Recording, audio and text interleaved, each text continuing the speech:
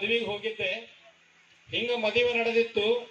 ಮದುವೆ ಆದಾಗ ಎಲ್ಲಾ ತಾಯಂದ್ರ ಹೆಣ್ಮಗಳನ್ನ ಕೇಳ್ತಾ ಇದ್ರು, ಗಂಡನ ಹೆಸರು ಹೇಳು ಹೇಳು ಅಂತ ಹೇಳಿ. ನಾನು ತಾಯಿ ಏನೋ ಹೇಳ್ತಾಳಂತ ಹೋಗಿ ನಿಂತೆ.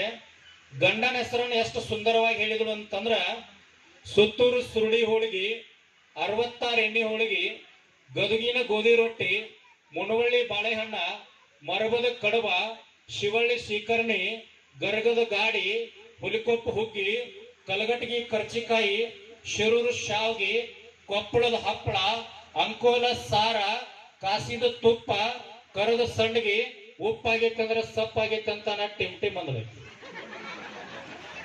ಅವಾಗ ನೀವ್ ಎಲ್ಲ ಹೆಂಗ್ ಕುಂತಿರಲ್ಲ, ಗುರುಗಳು ಏನೋ ಹೇಳ್ತಾರ ಕೊನೆಗೆ ಅಂತ ಹೇಳಿ, ನಾನು ಹಂಗ ಕುಂತಿದ್ದೆ. ತಾಯಿ ಗಂಡನ ಹೆಸರು ಎಲ್ಲದ ಅಂತಂದೆ.